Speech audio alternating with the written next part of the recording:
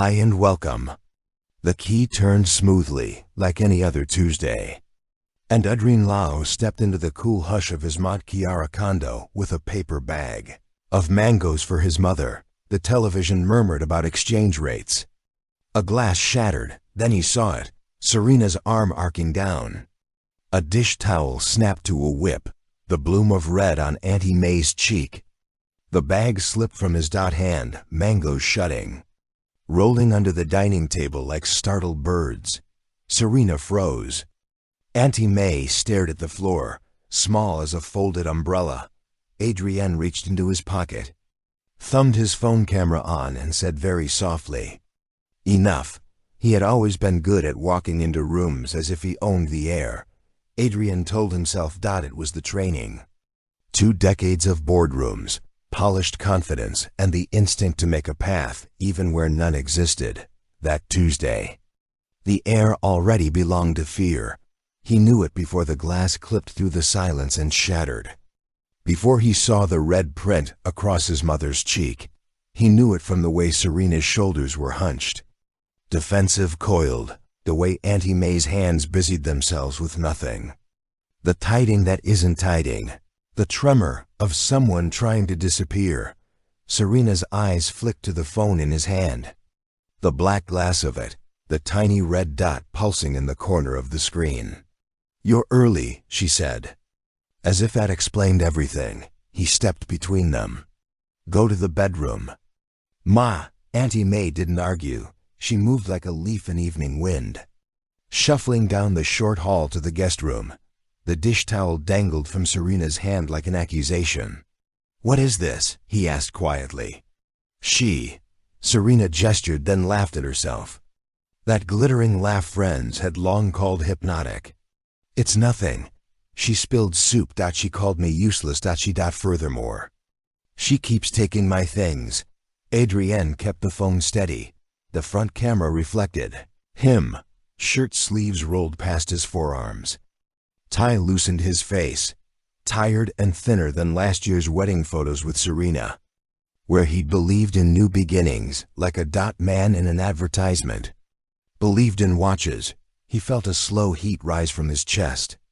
Anger, shame, a nausea that tasted of rust. "Put the towel down," he said. Serena's chin lifted. "Don't you dare record me. You're hitting my mother. She's not your mother." Serena snapped and then realized what she'd said. "I mean, she is. Obviously she is. But she's been sabotaging us. She threw away my serum. She hides my keys. Furthermore, Adrien. We can't live like this with her here. You promised you would look into a care facility." She had surgery, he said. "She's staying here until she's steady. Your ex-wife should be handling this." Serena muttered. He stared at Serena as if the right angle would turn her back into the person he thought he'd chosen. The woman who danced in the kitchen to early 2000s R&B while she stirred curry. The woman who told him she understood pressure. That she wouldn't ask what he couldn't give. He had believed her. He had also believed he could outrun the wreckage of his divorce by running faster. "Adrien," Serena said. "Stop recording." He didn't stop. He walked to the shoe cabinet, opened the second drawer, and took out the spare key, an old habit to check for something solid when he didn't know what to do with his hands. The key was a little talisman of decision-making. It unlocked. It locked. It meant control. He turned, walked to the door, and slid the deadbolt shut. Serena's eyes widened. "What are you doing?" He pocketed the spare key and lifted the phone so that the lens took in the room. The broken glass. The fallen mangoes, Serena's clenched fist. The faint smear of red at the edge of the console table, where Auntie May had studied herself.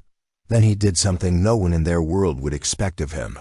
He opened the condo's residence WhatsApp group, his family group, and the internal chat with the board's legal counsel. A trifecta of audiences, and dropped the live feed. Inside with a single caption: "Emergency at my home. Need police. Ambulance. Elder abuse in progress. I'm present and recording. Serena lunged for the phone. He stepped sideways, surprisingly light for a man who hadn't played basketball in 10 years. "Don't," he said. She froze, startled by something in his voice. Finality. Perhaps a locked gate from the hallway? A door clicked. Auntie May had settled. Adrienne lifted the phone to eye level and spoke for the recording. "This is Adrien Lowe. Address, Block C. Mont Chiara, Demi. Level 28, Unit 283. Please dispatch officers. My partner, Serena Lim, has assaulted my mother. Lao Mayan. There's a mark on her cheek. The glass was broken in the incident. I am not armed. I am securing the scene. You're dramatic," Serena said, but her voice shook. "You'll ruin me." He felt something tear inside him. The thin membrane of stories he'd used to justify excuse delay. "We ruined us," he said. "Both of us." He set the phone on the console lens wide and crossed to the balcony door. He slid it open and stepped into the wet air. The storm that had darkened the afternoon was fading to a pearled drizzle. Serena followed, breath shallow. "Don't. What are you doing?" Adrien took off the ring he had bought Serena, a slender band with a tiny diamond for everyday wear. The practical ring, Serena had called it with a grin. When they moved in together, he had thought it a pledge that second chances were real. He held it over the city, over the traffic bleeding along Japan Data, over the green sprawl of the golf course, and over the cranes that kept building newer, higher versions of the same hope. "You wouldn't," Serena whispered. Adrien. "Don't make a scene. It's not a scene," he said. "It's an ending." He released the ring for a heartbeat. It hung in the air, a drop of light. Then it fell, swallowed by rain and distance. Serena's mouth opened a soundless "Oh." The thunderheads beyond the skyline rumbled. Leahy turned back to the living room, collected 2 cushions from the couch, and went to the guest room. Auntie May was sitting on the edge of the bed, hands around a glass of water that she hadn't lifted to her lips. Her eyes were full of things she would not say. "Ma," he said. The word broke him. He sank to his knees, set the cushions at her feet, and put his forehead to the back of her hand. "I'm sorry." He expected her to scold him for the drama, for inviting public eyes into private shame. Instead, her fingers moved through his hair, a shaky old habit. "Don't kneel." "Ah, boy," she murmured. "Help me stand." He rose and helped her to the living room, where he sat her on the couch, farthest from the glass. He took an ice pack from the freezer, wrapped it in a clean towel, and held it to her cheek. She winced at the cold, then sighed. Serena stood by the balcony door, arms folded, a statue of a woman refusing to be afraid. "I'm calling my lawyer," she said. "You think they'll take your side? You think your ex-wife will clap for you? This is messy. People hate messy. I'm done curating mess," he said. In the distance, a siren began to climb through traffic. Serena laughed once, brittle. "So this is your big moment. The hero who turns himself inside out for an audience." She gestured at the phone, still screaming. "You always needed witnesses." Something in him wanted to fight, to defend, to make words win. But Auntie May's small sound, a breath caught, recalibrated the room. Adrienne went to the console, ended the live stream, and switched to a private recording. He took a photo of the mark on his mother's cheek with quiet hands. Then he did the second thing that shocked everyone who thought they knew him. He dialed his ex-wife. Nadia answered on the second ring. "Adrien, I need you," he said. And hated that he did, and loved that she picked up anyway. It's Mom. Silence. Then the sound of a car door opening on her end. "Where are you, home?" he said. "I'm on my way." The siren grew nearer. Serena slid on her sandals. Voice, suddenly small. "Adrien, please let's talk." He met her eyes, and for the first time since he'd met her at a charity gala under 2 bright lights, he saw past the varnish. Fear, yes, but also a ledger of old injuries, columns of survival. He wasn't the first. Man in her story. He might not be the worst. That did not change what she had done. After he said. After what she asked. After accountability. He said. The knock sounded. Polite knuckles against moneyed wood. He opened the door to two officers and a paramedic. The paramedic, a woman with kind eyes, went straight to Auntie May. The older officer took in the room with a sweep. Then nodded to Adrienne's phone. Footage. Yes, Adrienne said. And I'm ready to make a statement. The officer's gaze flicked to Serena, who had tucked her hair behind her ear back straight. Ma'am, I need my lawyer, she said. Of course, the officer replied, professional calm and in that corridor of quiet. The TV still murmuring about exchange rates. No one in the room now cared about. Adrien felt the large machine of consequence engaged.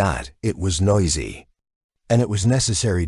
He could see very faintly a road that might be called redemption. It would not be swift or clean. It would have rules he didn't get to. Right. He thought of the ring falling into rain.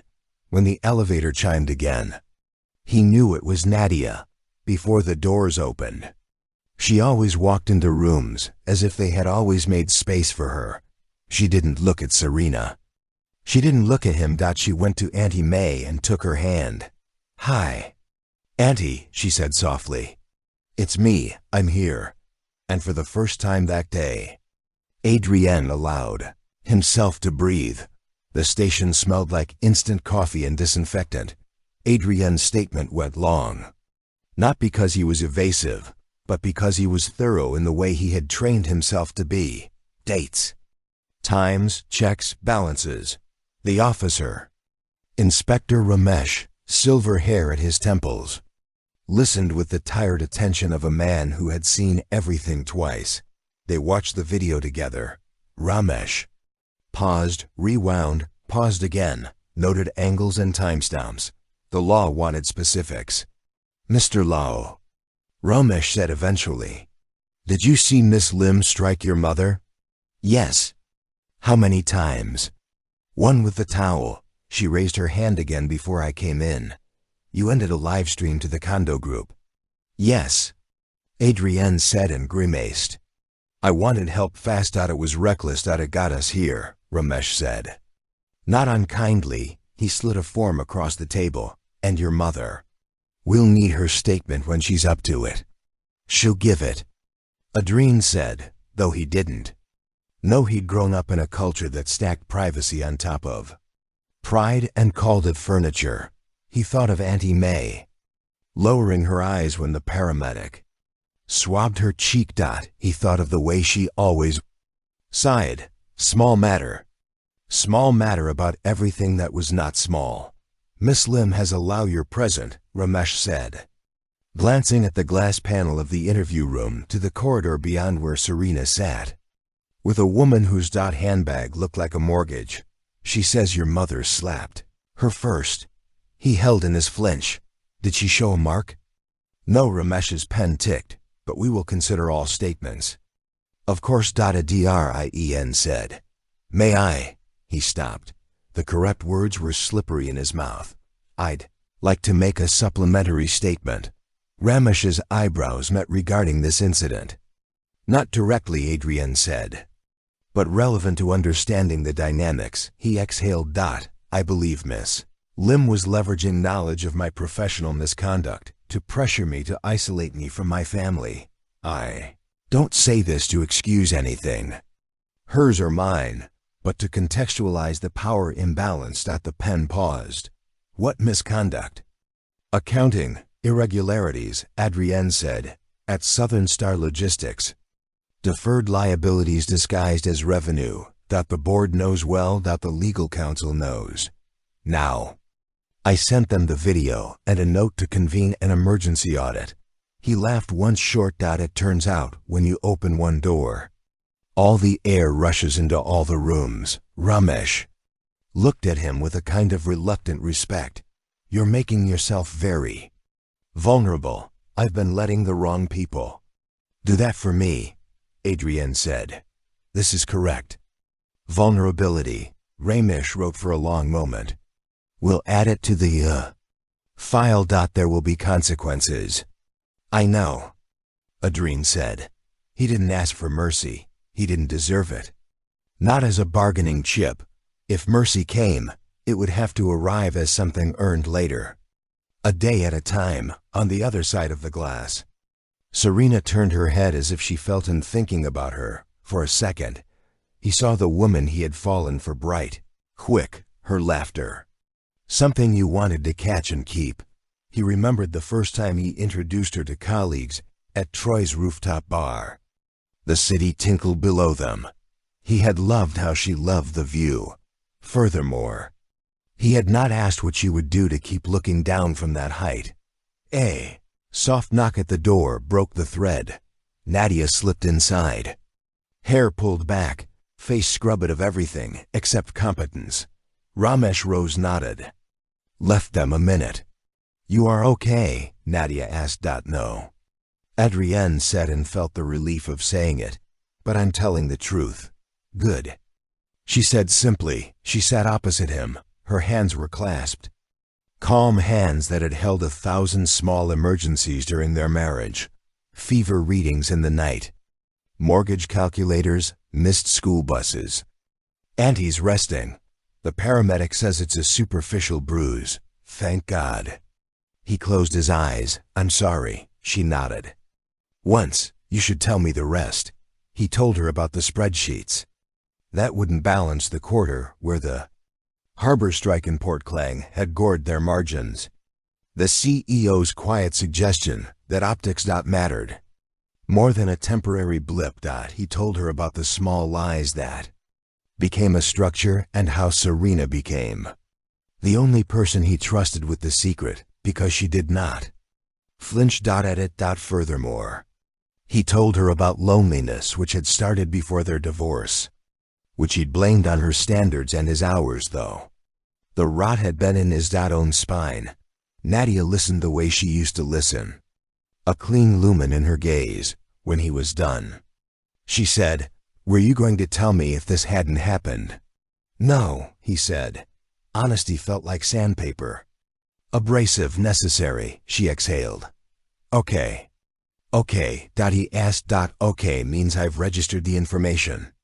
She said dryly, Consequences are coming for you, for her, for all of us a little bit. But Auntie is priority one. Then Hannah. He flinched at his daughter's name, 7 years old. With a gap-toothed smile that could still undo him. He hadn't seen Hannah in 3 weeks. It was supposed to be his weekend on. Then his weekend off, a brittle schedule drawn by lawyers. Punctured by his work. He had let Serena's moods gatekeep his fatherhood. And the shame of that lived somewhere between his rib and lung. I want to do right by Hannah, he said. Doing right is not saying right, Nadia replied. It's showing up. It's therapy. It's accepting what the board may do. It's paying for the damage you've done and not making the damage part of your personality. Her gaze softened, and it's letting Auntie decide what she wants, not deciding for her, like she's furniture. He nodded. Understood. Ramesh returned. Formalities. Resumed. He asked for contact details. He asked to photograph the mark again in the station's light. Furthermore, he explained the process. If Auntie May pressed charges, the case would proceed. Even without her, the state could pursue. He cautioned them not to speak to each other beyond what the lawyers allowed. He gave them a case number. Neat on a card. They stepped into the corridor just as Serena and her lawyer emerged from another room for a breath. The two women faced Nadia like opposite sides of a coin, one pulled tight against consequence, one waiting to shepherd it. In Serena's eyes slid to Adrien. You made a fool of me, she said, voice quiet, in a way that sounded less like defense and more like a habit. I did that to myself first, he said. Her lawyer touched Serena's elbow, a gentle pivot. We'll be in touch, she told Ramesh, then steered Serena toward the exit. Outside, the air had washed clean. The end-of-day storm had rinsed the heat down the drains. They walked to Nadia's. car where Auntie May waited in the back seat with a blanket around her shoulders, a hospital bandage like a shy moon on her cheek. Auntie May smiled when she saw Adrien. That same patient smile she'd used when he bungled his first tie as a teenager. "Ah boy," she said, "we go home now." "You're home," Nadia said, soft but firm. Adrien swallowed. "Yes, ma." "You're home." He stood on the curb as they drove away. He had keys to places that were no longer his. Furthermore, he had a condo full of furniture that would soon feel like a showroom someone had abandoned. Furthermore, he had a career he might not return to. Furthermore, he had a video file in his phone that had interrupted 100 quiet stories, neighbors eating dinner, a security guard in the lobby, a bored lawyer with a headache. He didn't know who he was, without the next meeting on the calendar. His phone buzzed, a message from Southern Star's legal counsel board, convening 10 a.m. Wednesday. Bring documentation. Expect independent audit. Another message unexpected from his father-in-law. Nadia's father, whom he still called Uncle Aziz out of habit. "Mayan. With us, she's safe. Come tomorrow 7 p.m. We talk." He read the second message twice. A meeting, not about litigation. A kitchen table probably with chicken soup and things that didn't fix anything, but reminded you were not entirely unsalvageable. He texted back, "Thank you, Uncle, I'll be there." Then he went home to the condo. One last time to lock up, to sit in the empty living room and listen to the rain knock once. Twice. And fade. Wednesday arrived without fanfare. Adrien wore a navy suit, the one that had been lucky in earlier seasons of his life. He left the tie at home. At Southern Star's conference room, the board sat like a panel of history men and women whose names were verbs in the industry. At the head, Chairwoman Co. with eyes like scales beside her legal counsel. Auditors, the CEO with his smile turned down at the edges. Adrien laid out documents with the neatness of apology emails, spreadsheets. The memo where he had once scratched a different truth over the right one and told himself it was temporary.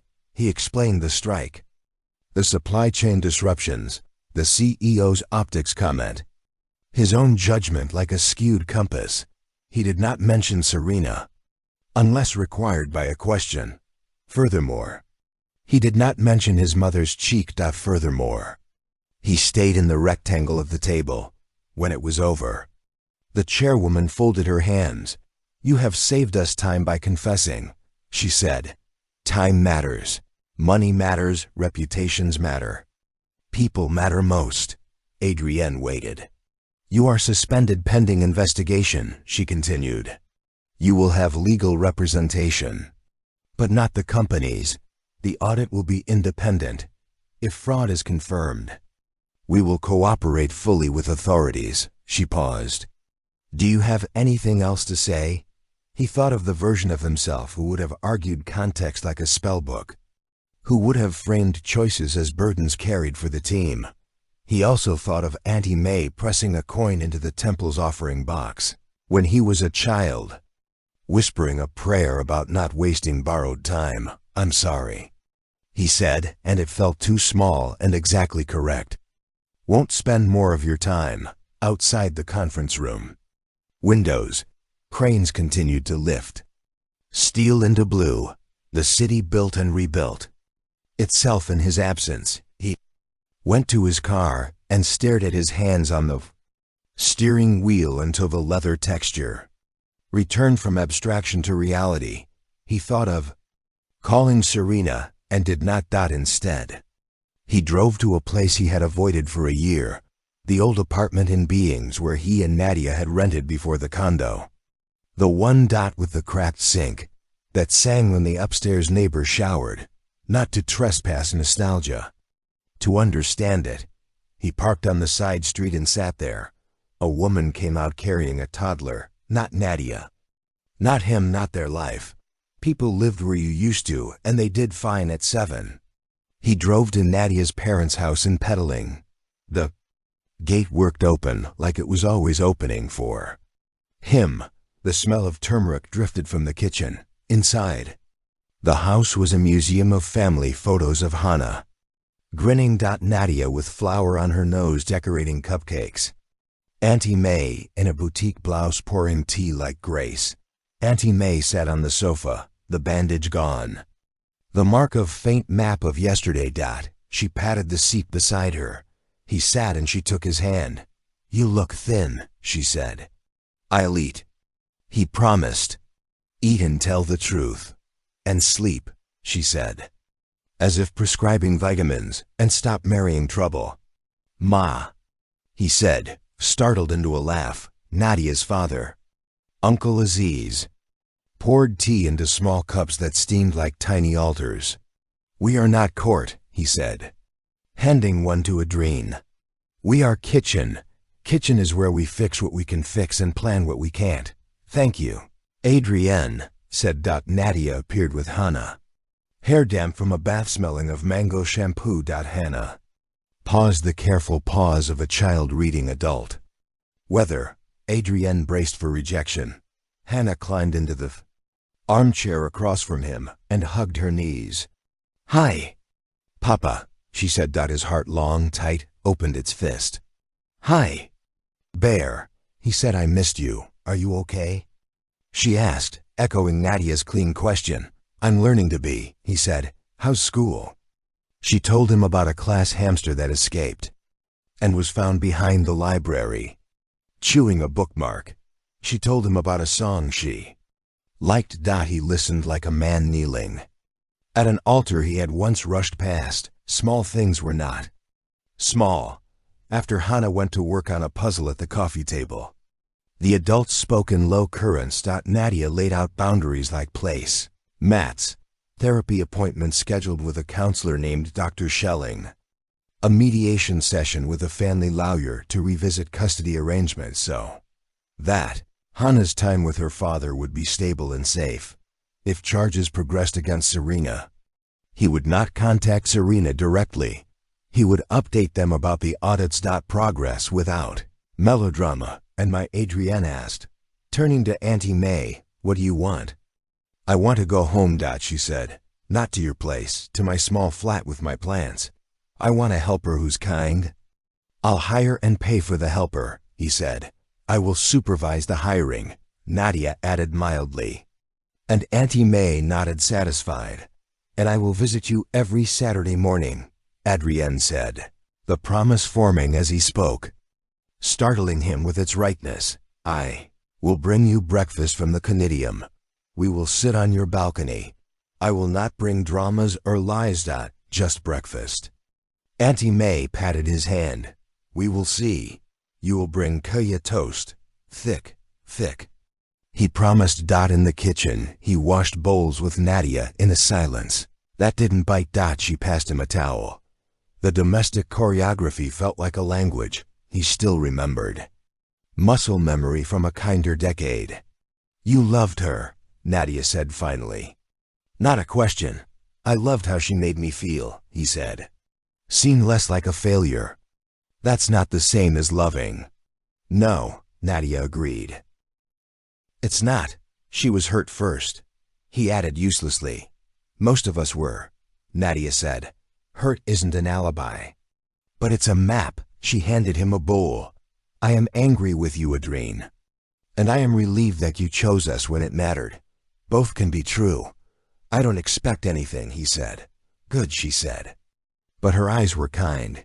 He drove home late to a condo that smelled like rain and absence. On the way up in the lift, he caught his reflection and did not look away. He unlocked the door and stood in the threshold of a life like a showroom.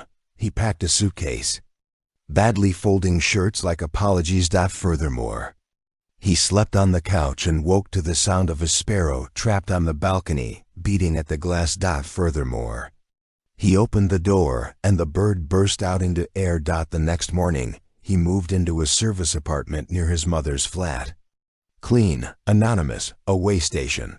He met with Dr. Schelling and cried in a polite Office full of plants. He brought Kaya toast to Auntie May on Saturday and sat on her balcony watching the thunderhead develop. And he did not narrate his guilt like a memoir. He cut the police a check for the broken property fee and hired a lawyer who told him to stop tweeting statements into the void. He stopped participating in the condo WhatsApp group. 2 weeks later, Inspector Ramesh called. Ms. Lim has been charged with assault. He said the case will proceed. There may be a plea. Your mother's testimony helped. How is she? Adrienne asked stupidly. She is fine. Ramesh said. She asked me if I was eating enough vegetables. He paused. You may be contacted by Miss Lim's counsel regarding mediation. They sometimes try for restorative arrangements. Given your admissions, it might be complex. I will follow my mother's wishes, Adrienne said. And the law? After the call, he sat on the steps outside his mother's flat. The neighbor's kid practiced piano badly. Courageously. Somewhere a dog barked twice. Bragging, he felt the ground under him like permission. Serena texted that night. For the first time since the station, you dropped the ring. But you kept everything else. He stared at the words. Then I am prepared to own my part in this. Will not barter contrition for silence. Her reply was immediate, brittle. You always perform. He thought of performances in kitchens and altars and thick kaya toast. And he put his phone down without replying. He brushed his mother's cat. An elderly, suspicious creature that had decided he was passable. And he slept like work. Redemption, he realized, wasn't a staircase. It was a floor you had to scrub every morning, because life lived on it. Courtrooms are poor places for closure, and excellent places for clarity. Serena stood in a neutral dress. Hair pulled back, face careful, the way the city's women had learned to dress when they needed people to listen to their words. Then their bodies. Her lawyer spoke for her. And when it was Serena's turn, she spoke briefly about childhood and polarity, and fear of becoming invisible in a life that took. So long to build. She did not ask for forgiveness from a DRIEN. She turned to Auntie May and, in a voice like someone practicing a new language, said, I am sorry, Auntie May, who had spent her youth stitching shirts. In a hot room and her middle age, caring for a husband who died between one breath and the next. Tilted her head. Don't do it again, she said, a blessing for anyone who wanted to become new. The judge agreed to a plea, fines, probation, mandatory counseling, community service at an elder care center. Adrienne felt a strange, clean ache. He had imagined rage. But what arrived was the complicated relief of systems doing what they were meant to do. Imperfectly, and with paperwork outside. Serena caught his eye as her lawyer fielded calls. She approached like a ghost of a different life. You ruined me, she said, but there was no conviction in it. Only habit. I exposed us, he said. I told you my worst. She whispered. You used it against me. I used the truth against both of us. He said. It's the only tool I trust now. She looked at the sky as if trying to memorize the color for an exam. I don't want to be this person, she said, startling herself with the admission. Then do different tomorrow, he said. Hearing Auntie May in his mouth, she nodded once as if translating, Goodbye, Adrienne. Goodbye, Serena. He went to his mother's later with a bag of groceries and a new electric kettle. Because hers had begun to complain, Nadia was there helping organize the new helper's schedule. Hannah darted in and out of the kitchen, wearing a cape made from an old scarf. A superhero with a missing tooth. There's mail for you, Auntie May said, pointing to the table, a thick packet from the auditors. An envelope from Southern Star. A postcard from a friend with a picture of Penang hawker stalls. He opened the company letter, termination with cause. Benefits forfeited. Except what the law required. He had expected it. Felt like the last page of a chapter he should have finished. Years ago, that night he wrote emails that did not dramatize. To the team he had led, to the CEO, to the chairwoman. He wrote to the HR assistant who had once loaned him a sweater at a too-cold offsite, thanking her for always remembering people's birthdays. He wrote to the junior analyst whose report he had ignored the quarter the ledger went bad, and told him he was right. Furthermore, he did not write to anyone asking for a bridge. Furthermore, he walked across no bridges that week. Furthermore, he built none. Furthermore, he sold the condo. Furthermore, he paid legal fees. Furthermore, he moved to a smaller place within walking distance of his mother and a short drive to Nadia's.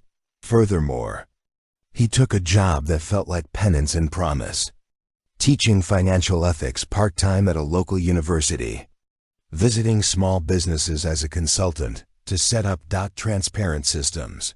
Furthermore, he learned to say, "I made this mistake" to young faces who had not yet decided what they would do when the graphs didn't climb. The first lecture, a student asked, "So, why should we listen to you?" "Because I know where the shortcuts lead," he said, "and what it costs to walk back."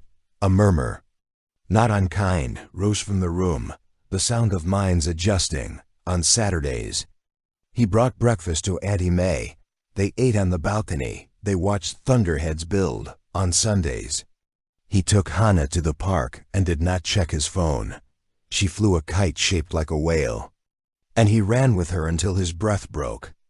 And he laughed like a boy who had not failed anyone. Yet months passed, a small sanity at a time. Then, one afternoon, on a campus lawn, after he'd guest lectured a class, a woman approached him with a clipboard and a certainty particular to younger activists. "Mr. Lau," she said, "we're organizing a panel on restorative justice in white-collar crimes. Will you sit with a former CFO who went to prison and a community organizer who works with families harmed by corporate fraud?"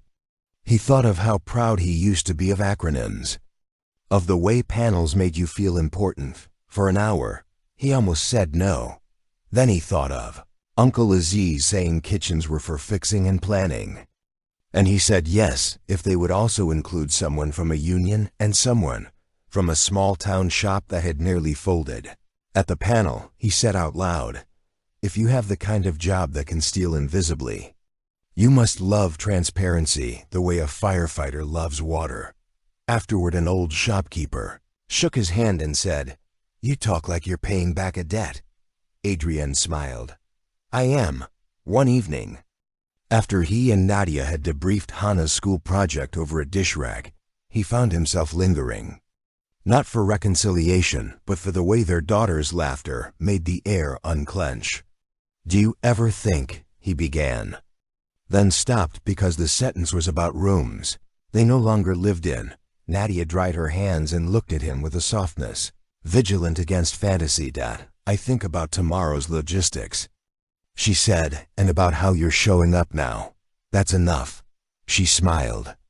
Smaller than their old smiles, but more durable. "We're better parents apart than we were together, unhappily." He nodded. He could build a life on that kind of truth. Later he went home and found a small padded envelope at his door. No return address. Inside, wrapped in tissue, was a ring, thin, modest, familiar. A note in Serena's cramped hand found by groundskeeper. "I paid him to look. Figured you'd want closure." More literal than metaphor. "Don't make it a keepsake." He sat at the table, the ring in his palm, like a story rolled into metal. He took the elevator to the lobby and handed it to the concierge. "Lost and found," he said. "Not mine anymore." The concierge nodded. "Many things aren't," he said with the wisdom of men who see 100 small dramas a day. "The seasons did what they do in the tropics. Shifted in flavors of rain." The scar on Auntie May's cheek faded completely. Adrien taught 2 courses, then 3. He learned students' names the way he used to learn client accounts. When a young man stayed after class to confess that he was being asked to smooth numbers, Adrien did not deliver a sermon. He asked questions until the young man decided to walk away from the job. They stood on the steps afterward, watching a cloud cast shadow over the grass. "Thank you," the student said. "Don't thank me," Adrienne said. "Thank the future. You who didn't want to live with a lie." On the first anniversary of that Tuesday, Adrienne bought mangoes. He walked into Auntie May's flat and placed them carefully in a bowl. He called Nadia and asked if he could pick Hannah up from school. Furthermore, he waited in the sun outside the gate, listening to the clamor of small feet. When Hannah ran into his arms, he held her the way up. Man holds his way forward. He was not a hero. He was a man who had done harm and then chosen again and again to stop. Furthermore, he was a son who had KNEELED. Furthermore, he was a father who had learned how to be on time. Furthermore, he took Hannah for ice cream.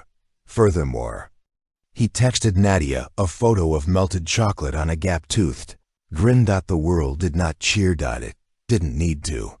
The world continued, which was miracle enough. People had expected the dramatic thing, the shouted argument in the lobby, the public breakup at a bar, the viral video of a man sobbing, apologies under fluorescent lights. What shocked those who had known Adrien was the quietness of his choices after the storm. He did not post about growth. He did not perform contrition with the volume up. Furthermore, he simply kept doing the unremarkable, difficult things that bored the ego and fed the soul. Even gossip ran out of breath. The condo WhatsApp group moved on to arguing about parking spaces and a stray cat. Diplomatically renamed a community pet. The headlines that once curled around his name unspoiled and dissolved in the feed. One Saturday, as he stood at a stall ordering Hopi for Auntie May and a packet of Nasa Llama CH for himself, someone tapped his shoulder. It was Chairwoman Coe in linen and sneakers. The camouflage of the rich who like to shop where the air didn, single quotes T. Mr. Lau. She said, "How are you?" It wasn't a question. It was a test. "I'm doing the work," he said, which was neither boast nor plea. She nodded once. "We did not press criminal charges," she said. "The audit found more negligence than malice. I'm not congratulating you. I'm stating facts. Don't mistake them for absolution." "I won't," he said. She eyed his Nazi leech. "Good samba here," she said, and moved on. He brought breakfast to Auntie May and watched her cut mango with the precision of a surgeon. The slices bent like little suns. He felt the memory of his first day, carrying numbers that wouldn't add the way his stomach had telegraphed danger. And he had ignored it. He wondered what version of himself had been birthed by that ignoring. Furthermore, he wondered who saw him now, not as a hero or a villain, but as a man who could be trusted to say what time it was and what it wasn't. That afternoon, his phone buzzed again with a message whose sender was simply S volunteering at elder care center. "They put me on games. I am not good at bingo." He stared at the text a long time. Then he typed, "Good, keep going." A bubble of typing dots appeared. "Faded, returned, you still perform," came the reply. After a full minute he deleted the conversation, and then, mindful of Dr. Schelling's counsel about avoidance, he sent a final message. "You're right.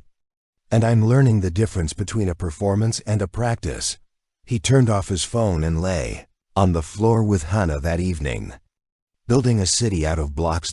She made a tower that leaned like tomorrow. He made a bridge. They let the cat knock down a wall and collectively decided it was an earthquake and rebuilt with more triangles. Because triangles, Hannah informed him, were strong, like you. She declared and placed a triangle on his chest. He smiled, working on it. Later, at Nadia's door, he lingered a second too long and then caught himself. "Thank you," he said. "You're welcome," she replied. They were not a couple, renewed, but they were an ex-wife and ex-husband who could pass a child back and forth without wounding her with their grips. That was a kind of love that didn't get movies. When The panel on restorative justice released a recording. A comment under it read, "The most shocking thing is how boring redemption looks." He laughed when he read it, not because it was wrong, but because it had the bright ring of an accidental gospel. Redemption was boring. It involved receipts and calendars and apologies that weren't fishing for compliments. It was a list on the fridge. Therapy at 3 o'clock, volunteer shift at 5 o'clock. Dinner with Ma at 7 o'clock. He taped the list beside his daughter's artwork. It turned out the wall had room for both. And sometimes alone in his small kitchen, with the hum of the fridge loud as a life raft, he would lay his palms on the countertop and remember that first, soft enough. The way it had opened a door he could have kept shut for years. The way it had let light into a room where the air belonged to fear. He had not been brave, then he had been finished. Which Dr. Schelling suggested was occasionally the same thing. He poured himself water and watched the glass fog. In the reflection, his face looked like any man. A man who could ruin a life or repair, one by increments. He lifted the glass like a quiet vow and drank. If the story reached someplace tender in you, if you recognize the tug of pride, the weight of consequence, or the steady, boring bravery of trying again, don't let it sit silent. Share it with someone who needs a nudge toward the door. Marked enough, like the video. If the moments rang true, drop a comment with the twist you didn't see coming and subscribe for more layered human stories that don't talk down to you. It helps more than you know. And it keeps this channel telling complicated truths with heart. Until the next story, be kind to your past self, accountable to your present, and generous with the future you're walking toward.